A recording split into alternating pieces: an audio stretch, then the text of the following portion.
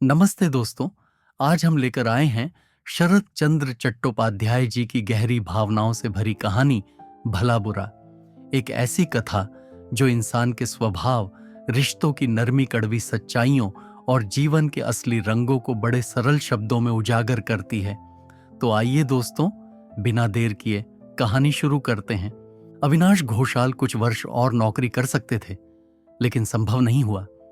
खबर आई कि इस बार भी उन्हें धत्ता बतलाकर कोई जूनियर मुंसिफ सब जज बन गया। दूसरी बार की तरह इस बार भी अविनाश खामोश रहे। फर्क केवल इतना ही था कि इस बार उन्होंने डॉक्टर के सर्टिफिकेट के साथ जल्द से जल्द मौका लेने के लिए दरख्वास्त भेज दी। दरख्वास्त मंजूर होगी ही, इसमें उन्हें कोई शक नहीं था। अविनाश के काम करने की फुर्ती से सभी खुश थे। भद्र आचरण की प्रशंसा सभी करते हैं, फिर भी उनकी यह दुर्गति हुई। इसके पीछे के गुप्त इतिहास को बहुत कम लोग जानते हैं। उसे बतला दूं। उनकी नौकरी की शुरुआत में एक बार एक नौजवान C.S जिले का जज होकर दफ्तर का इंस्पेक्शन करने आया। छोटी सी बात को लेकर दोनों में पहले मतभेद हुआ और बाद में इसी ने बड़े झगड़े का रूप ले लिया। लौटकर जज लगातार उसके काम के छिद्रान्वेषण में लगे रहे, लेकिन छिद्र का पाना सहज नहीं था। जज साहब इससे तनिक प्रसन्न नहीं हुए। उनके फैसले को काटकर देखा कि हाई कोर्ट में वह नहीं टिकता, खुद ही अधिक शर्मिंदा होना पड़ता है। तबादले का समय हो गया था। अविनाश दूसरे जिले में चले गए, लेकिन जज से मुलाकात करके नहीं गए। श्रद्धा निवेदन की प्रचलित रीति में उनसे बहुत बड़ी त्रुटि हुई। इसके बाद कितने ही वर्ष बीत गए। बात को अविनाश भूल गए थे, मगर वह नहीं भूले थे। इसका प्रमाण मिला कुछ दिन पहले। वह नौजवान जज अब हाईकोर्ट में आए हैं, मुंसिफ वगैरह के विधाता बनकर। अविनाश सीनियर आदमी था, काम के लिए काफी मशहूर था। उसकी उन्नति का पथ संपूर्ण रूप से बाधाहीन था। अचानक देखा गया कि उसकी जगह नीचे का आदमी सब जज हो गया और मामला यहीं समाप्त नहीं हुआ। एक एक करके और भी 3 व्यक्ति उसे पीछे छोड़कर आगे बढ़ गए। जो लोग नहीं जानते वे कहेंगे कि कहीं ऐसा भी होता है, यह तो सरकारी नौकरी है और उस पर इतनी बड़ी नौकरी है, यह क्या काजियों का जमाना है। लेकिन अनुभवी कहेंगे उससे भी अधिक ज्यादतियां होती हैं। अतएव अविनाश मन ही मन समझ गया कि अब इससे छुटकारा नहीं। आत्मसम्मान और नौकरी, इन 2 नावों पर पैर नहीं रखा जा सकता। दोनों में से एक को चुनना होगा। उसी बात को इस बार उन्होंने पूरा किया। परिवार में अविनाश की भार्या आलोकलता, IA, फेलपुत्र हिमांशु और कन्या शाश्वती, यही 3 प्राणी। नौकरानियों की संख्या इतनी थी कि अनगिनत कहा जाए तो अतिशयोक्ति नहीं होगी। उस दिन अविनाश अदालत से प्रसन्नचित्त लौटे। यथानियम कपड़े बदले, हाथ मुंह धो जलपान करने के लिए बैठते हुए बोले, जाने दो, इतने दिनों के बाद आजादी मिली छोटी बहू। सरकारी समाचार न आने पर भी हाईकोर्ट के एक मित्र का तार मिला है कि मेरी जेल की मियाद समाप्त हो चली। अधिक देर करना ठीक नहीं होगा, विलंब नहीं होगा, इस बात को खुद ही जानता था। आलोकलता निकट ही एक कुर्सी पर बैठी सिलाई कर रही थी और कन्या शाश्वती पिता के बगल में बैठी उन्हें पंखा झल रही थी। सुनकर दोनों चौंक उठी। स्त्री ने प्रश्न किया, इसका मतलब? अविनाश ने कहा, संभवतः सुना होगा कि कोई गोविंदपद बाबू इस बार भी मुझे पीछे छोड़कर 6 महीने के लिए छोटे जज हो गए। साहब के हाईकोर्ट में आने के बाद से पिछले 3 वर्षों से यही होता आ रहा है। मैंने एक शब्द भी नहीं कहा। सोचा था कि अपने अन्याय को किसी दिन वह खुद समझेंगे, लेकिन देखा यह नहीं होने का।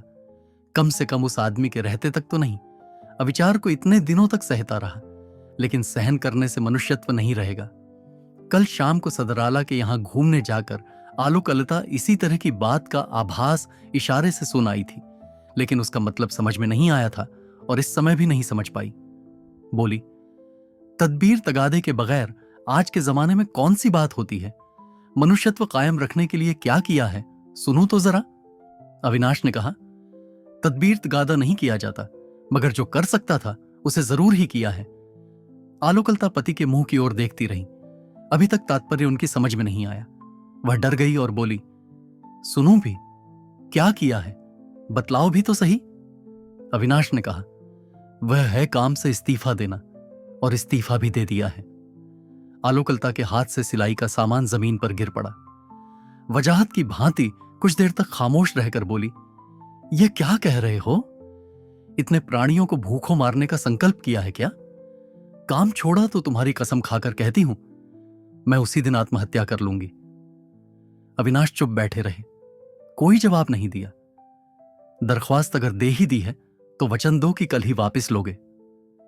तो तुम चाहते हो कि मैं मर जाऊं?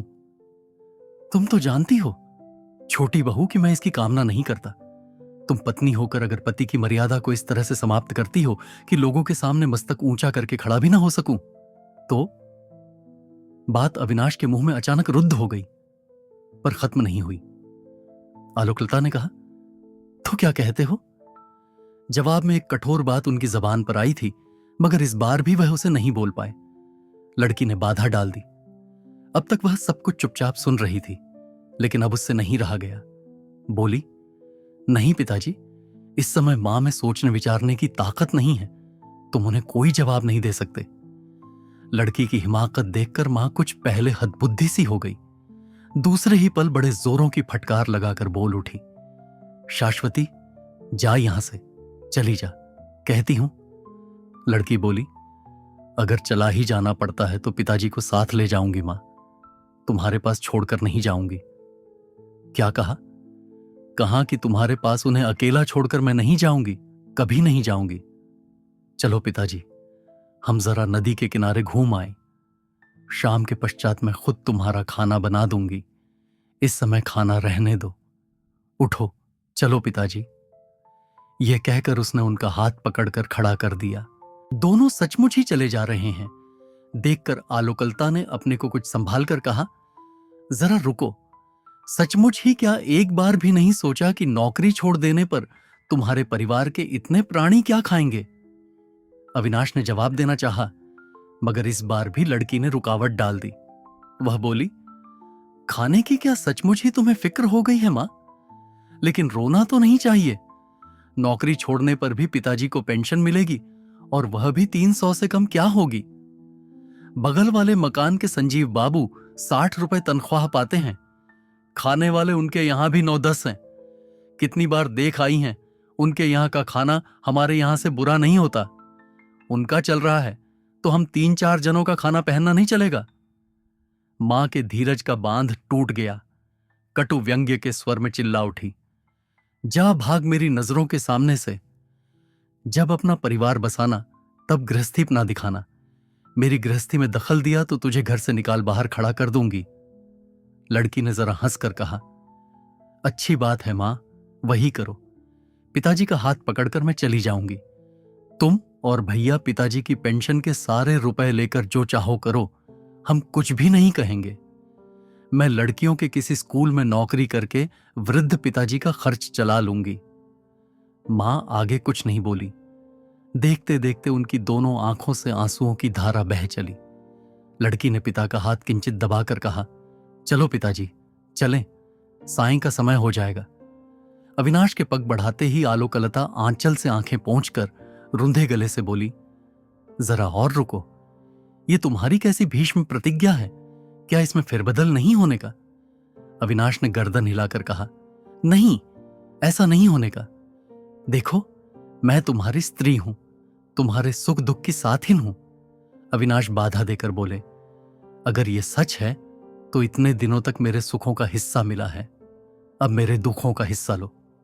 आलोकलता ने कहा, तैयार हूं, मगर सारी इज्जत आबरू कायम रखने के लिए इतने रुपए काफी नहीं है, तो पेंशन के थोड़े से रुपयों से काम कैसे चलेगा? अविनाश बोले, इज्जत आबरू का मतलब अगर अमीरी ठाठ समझ रखा है तो वह नहीं होने का, मैं इसे मानता हूं। नहीं तो यूं संजीव बाबू का भी चल जाता है। लेकिन तुम्हारी लड़की 19-20 की हो गई, उसकी शादी कब करोगे? मां की समस्या का समाधान किया शाश्वती ने। बोली, मां, मेरी शादी के लिए तुम चिंता न करो। अगर सोचना ही चाहती हो तो यह सोचो कि संजीव बाबू ने 2 बेटियों का ब्याह कैसे किया। जवाब सुनकर मां का धीरज फिर टूटा। सजल आंखें दृप्त हो उठी। रुंधे गले का स्वर पंचम पर पहुंच गया और बोली, शाश्वती, मुंह हंसली, मेरी नजरों के सामने से अब क्यों नहीं हटती? जा, हट जा, मैं कह देती हूं। जाती हूं मां, चलो ना पिताजी। बगल वाले कमरे में हिमांशु कविता करने में लगा हुआ था। आई ए परीक्षा के तीसरे प्रयास में अब भी कुछ देर है। उसकी कविताएं वातायन पत्रिका में छपती हैं। दूसरी कोई पत्रिका नहीं लेती है। वातायन संपादक उत्साहित करते हुए चिट्ठी लिखते हैं, हिमांशु, आपकी कविता अच्छी बन पड़ी है, अगली बार एक कविता और भेजें, कुछ छोटी, और साथ ही शाश्वती देवी की एक रचना अवश्य ही भेजें। नहीं जानता वातायन संपादक सच लिखते हैं या मजाक करते हैं, या उनके मन में कोई दूसरी बात है। शाश्वती देखकर हंसती हुई कहती है, भैया, ये चिट्ठी दोस्तों को दिखाते ना फिर ना। क्यों, बतला दो। नहीं, यूं ही कह रही हूं, अपने मुंह मियां मिट्ठू बनते फिरना क्या अच्छा लगता है। कविता भेजने के पहले बहन को पढ़ाने के बहाने अपनी गलतियों को वह सुधार लेता है। संशोधन की मात्रा कुछ अधिक हो जाने पर शर्माकर कहता है, तेरी तरह मैंने तो पिताजी से संस्कृत, व्याकरण, काव्य, साहित्य नहीं पढ़ा है, मेरा क्या दोष है। लेकिन शाश्वती, तू जान ले, यह कुछ भी नहीं है। 10 रुपए महीना पर एक पंडित रख लेने से सब कुछ बन जाता है। कविता का यथार्थ जीवन है कल्पना में, भाव में, उसकी अभिव्यंजना में। वहां तेरे मुग्ध बोध के बाप की क्या मजाल कि बाधा पहुंचाए। यह बिल्कुल सच बात है भैया। हिमांशु की कलम की नोक पर एक अच्छी टुक आ गई थी, लेकिन मां की कठोर आवाज ने सब कुछ छितरा दिया। कलम रख बगल वाले दरवाजे को ठेलकर इस कमरे में पैर रखते ही मां चिल्ला उठी, जानता है हिमांशु, हमारा कितना बड़ा सत्यानाश हो गया। उन्होंने नौकरी छोड़ दी, नहीं तो उनका मनुष्यत्व खत्म हो रहा था। जानता है क्यों? इसलिए कि उनकी जगह कोई दूसरा आदमी सब जज बन गया है, वे नहीं हो सके। मैं साफ कह देती हूं, यह डाह के अलावा और कुछ भी नहीं है, निरी डाह। हिमांशु ने अचरज से आंखें फाड़कर कहा, तुम ये क्या कह रही हो मां? नौकरी छोड़ दी? What nonsense. अविनाश का मुंह पीला जर्द पड़ गया। दांतों तले होंठ चबाकर वह चुप खड़े रहे। आसन्न संध्या की मलिन छाया में उनका चेहरा अनोखा लग रहा था। शाश्वती पागलों की तरह चिल्ला उठी, ओफ, संसार में धृष्टता की कोई सीमा भी है। तुम चलो, जल्दी चलो, नहीं तो मैं सिर पीट कर मर जाऊंगी। कहकर अर्धचेत पिता को लेकर वह घर से बाहर चली गई। अगर आपको यह कहानी पसंद आई हो तो वीडियो को लाइक करें और चैनल को सब्सक्राइब करना न भूलें। धन्यवाद।